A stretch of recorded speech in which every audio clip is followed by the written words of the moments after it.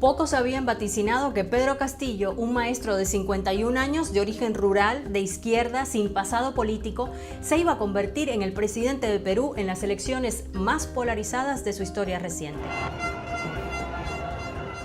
Es demostrar que no somos chavistas, no somos comunistas, nadie ha venido a desestabilizar este país, somos trabajadores, somos luchadores. Tras semanas de disputa legal planteada por su rival, la candidata Keiko Fujimori, el Jurado Nacional de Elecciones finalmente proclamó a Pedro Castillo como presidente de Perú tras las ajustadas elecciones del 6 de junio. El ahora presidente electo enfrentará fuertes resistencias tras una elección y una batalla posterior que han mostrado la división del país. ¡No al comunismo! ¡Fuera el comunismo! Y lo hará bajo un fuerte escrutinio y con dudas sobre el desempeño de un hombre recién llegado a la política y representante de Perú Libre, un partido que se define como marxista. ¿Pero quién es Pedro Castillo y en qué se basa la economía popular con mercados que quiere implementar y que puede transformar el modelo económico de Perú? Eso lo contamos en este video. Pedro Castillo, originario de la región de Cajamarca, una de las más pobres del país, llegó a caballo a votar en primera vuelta, reivindicando al hombre de pueblo y alejado de la élite política. Un peruano como tú, repitió varias veces en campaña. Alejado del establishment y sin historial de corrupción, Castillo logró conectar con el hartazgo de los peruanos con su clase política, contra la que han salido a protestar varias veces en los últimos años.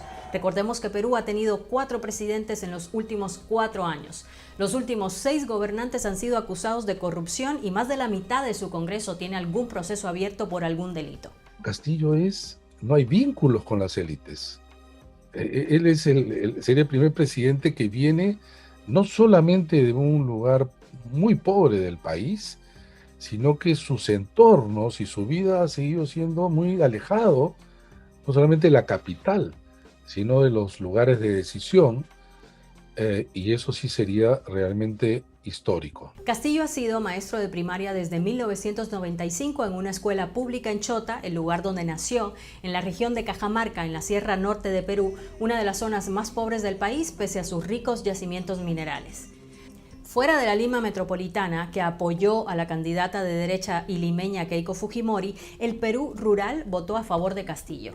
En las zonas rurales, los niveles de pobreza llegan a más que duplicar los de las zonas urbanas, según las cifras más recientes de la ONU. Y en la primera vuelta de las elecciones, Castillo ganó 18 de los 20 distritos más pobres de Perú. Eso de verdad nos da cuenta de que quien está gobernando y quienes han estado gobernando en los últimos años no están gobernando para todos.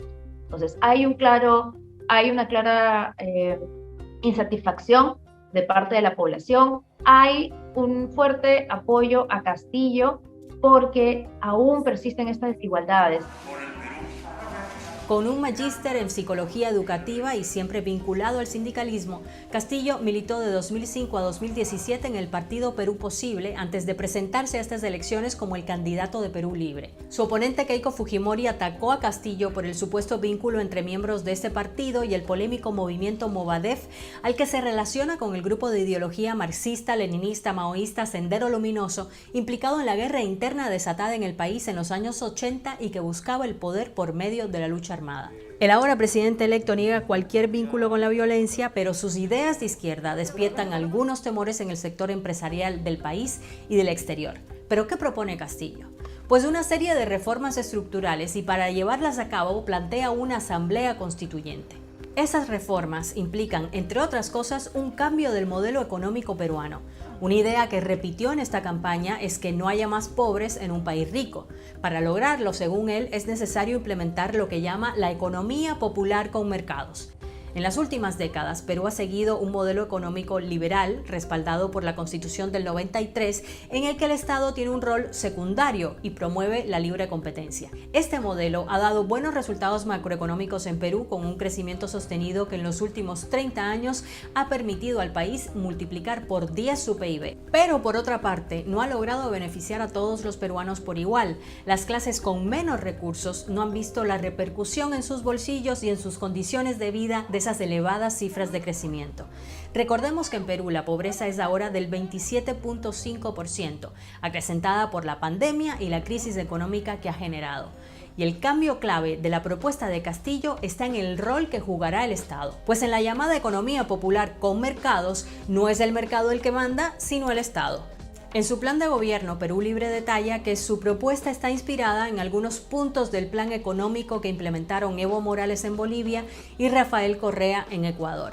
Y entre otras cosas, plantea un gobierno más interventor que ha dicho que renegociará, por ejemplo, el contrato con transnacionales para beneficiar a las arcas peruanas, en especial los contratos con las mineras para, según plantea Perú Libre, redistribuir las ganancias que obtienen por la explotación de oro, plata y zinc, un anuncio que ha generado un fuerte rechazo desde el sector privado. También ha hablado de incrementar la inversión pública y cobrar las deudas que grandes empresas le deben al Estado. Pero un Estado más protagonista también pasaría por una mayor protección al producto nacional en el gobierno de Castillo. El candidato ha dicho que podría frenar importaciones de algunos productos para beneficiar al agricultor local, una acción que analistas han calificado de proteccionista y que alertan podría entrar en discrepancia con los tratados de libre comercio vigentes que tiene Perú. Como acciones más inmediatas, plantea pedir a las empresas la reducción de facturas de servicios para aquellos que no puedan pagar por la crisis económica, además de aumentar el presupuesto en educación y hacer una reforma al sistema de pensiones, donde los propios trabajadores sepan cómo administrar su propia pensión.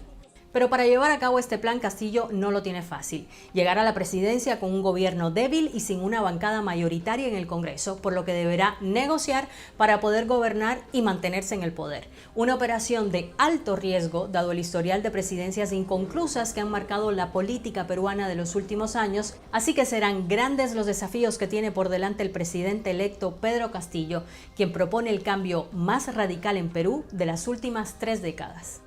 Bueno, un último dato, la toma de posesión de Pedro Castillo será este próximo 28 de julio de 2021, coincidiendo con el bicentenario de Perú. ¿Qué te pareció el video? Déjalo escrito aquí abajo en los comentarios. ¿Te gustó? ¿Te resultó interesante? Entonces compártelo con tus contactos y si te gusta lo que hacemos en este canal, por favor suscríbete. Ya nos vemos.